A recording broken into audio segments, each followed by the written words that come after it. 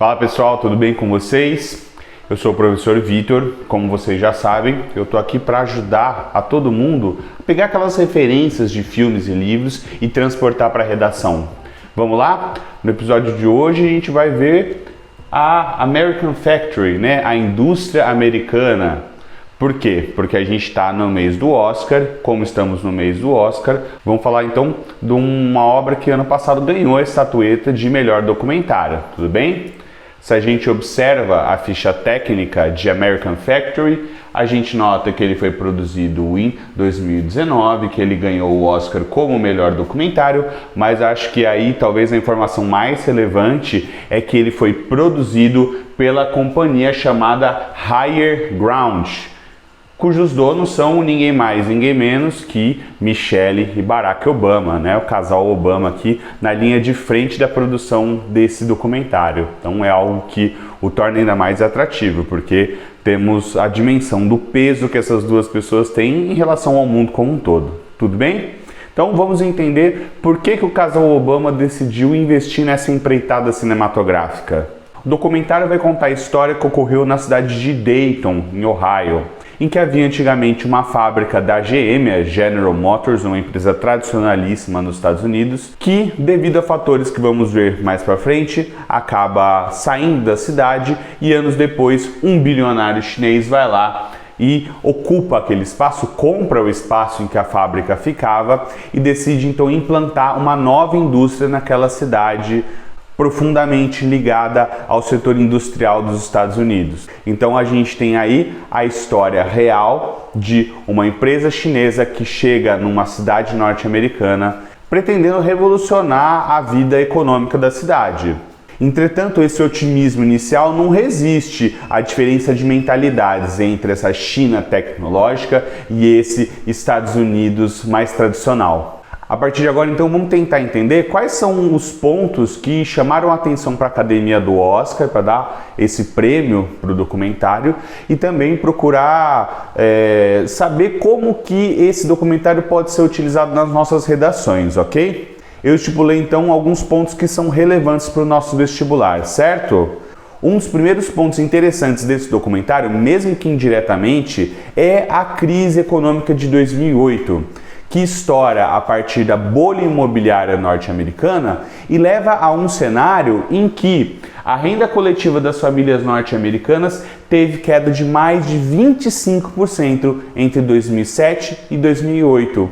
2008, que é o ano em que a General Motors, né, dona de uma grande área na cidade de Ohio, na cidade de Dayton, em Ohio, acaba fechando a planta dessa indústria que empregava cerca de 10 mil habitantes da cidade de Dayton. Qual que é o resultado disso? Uma cidade que acaba tendo grande parte da sua população sem emprego, né? Anos mais tarde é que uma empresa chinesa chega para ocupar esse espaço e é aí que o documentário de fato começa. A partir desse ponto, o documentário vem trazer outro tópico que é muito interessante aqui, que está prestando vestibular, que quer escrever uma redação, que é o seguinte: fala sobre o choque cultural e a ética do trabalho. Nós, ocidentais, sabemos qual que é a nossa relação com o trabalho, não é? De maneira geral, nós trabalhamos para poder aproveitar o nosso ócio.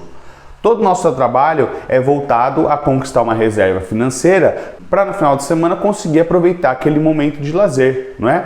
Então, se você parar para pensar, toda a nossa realização pessoal se dá no nosso momento de lazer, no nosso momento de ócio.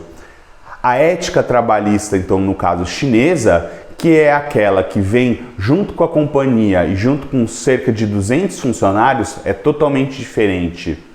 Na visão do filme, a ética do trabalho chinês leva em consideração uma perspectiva em que o trabalho se configura como a realização do trabalhador. A vida do trabalhador, então, passa a ser exercer um bom trabalho. E aí os conceitos de se trabalhar estão muito relacionados com conceitos sobre a dignidade individual, sobre a própria questão da identidade cultural, da identidade nacional, familiar e assim por diante. Dentro então desse choque de perspectiva, esse choque de cultura, você vai ter então uma mão de obra norte-americana que, aos olhos dos chineses, tanto os chefes quanto os outros operários chineses, é uma mão de obra desatenciosa, é uma mão de obra pouco produtiva. E a partir disso, conflitos e mais conflitos vão surgindo dentro do ambiente de trabalho. A gente tem aqui uma cena em que o chairman da empresa chinesa, em seu jatinho, comenta: americanos não são eficientes, rendem pouco. Essa é uma visão muito difundida ao longo do documentário e ela nos ajuda a chegar no próximo ponto que é digno de atenção para trabalharmos em uma redação, por exemplo, que é a questão do papel da China no mundo globalizado. Segundo o Center for Economics and Business Research, a China ultrapassará os Estados Unidos como a primeira economia do mundo em 2028. Outros dados já dizem que esse ano a China passou os Estados Unidos no que diz respeito à quantidade de dinheiro investido. Dessa forma, ao observarmos esse processo de uma empresa chinesa que chega nos Estados Unidos atrás de uma mão de obra, a gente percebe um procedimento de virada de mesa que marca esse novo papel da China no mundo globalizado. Nos anos 80, nós víamos uma dinâmica em que as grandes empresas multinacionais ocidentais partiam para o Oriente em busca de uma mão de obra mais barata e menos qualificada. 40 anos depois, a gente vê o movimento de regresso, né? Agora, as empresas orientais estão vindo para o Ocidente, fazendo aquele caminho oposto. Uma dinâmica que demarca essa nova posição que a China e que o mundo oriental como um todo tem nas novas relações em torno do globo, né? Algo muito interessante para você pensar em desenvolver numa redação, por exemplo, ou até mesmo em questões da prova como um todo. E já que a gente está falando sobre globalização, vamos passar para um outro tópico que é a precarização do trabalho e a sindicalização, ambos explorados ao longo do documentário. Porque nesse novo movimento de globalização, talvez possamos falar nessa nova ordem mundial, a gente vê a precarização do trabalho como um dos assuntos mais postos em jogo quando estamos falando do ambiente de relações entre pessoas no mercado, não é mesmo? O documentário mostra que aqueles operários que trabalhavam então na fábrica da General Motors ganhavam cerca de $21 por hora trabalhada. A partir do momento em que os empresários chineses assumem os novos negócios, esse salário já se reduz para $14 a hora. Então, uma marca de precarização. Fora isso, a gente tem todo um movimento de carga horária aumentada, falta de equipamentos de proteção e uma insegurança do emprego. Neste mesmo cenário, você vê um processo de sindicalização ser extremamente combatida. No caso, uma mulher que defende a implementação do sindicato é perseguida e a empresa acaba designando para desempenhar sozinha uma função que deveria ser exercida por duas pessoas. Fora isso, os trabalhadores da fábrica enfrentam perseguições, demissões e assédios para não se organizarem em um sindicato dentro da empresa. É um cenário de desequilíbrio entre os setores da produção industrial que acaba sendo até irônico quando a gente pensa que, teoricamente, a China é um país comunista, não é mesmo? Enfim, o documentário Indústria Americana é, no meu entendimento, uma viva imagem do que é mais atual no que diz respeito à discussão de questões econômicas, questões do trabalho, questões culturais no mundo globalizado. Isso pode ser notado ao observarmos o tema da FUVEST em 2021, ou seja, agora no começo do ano.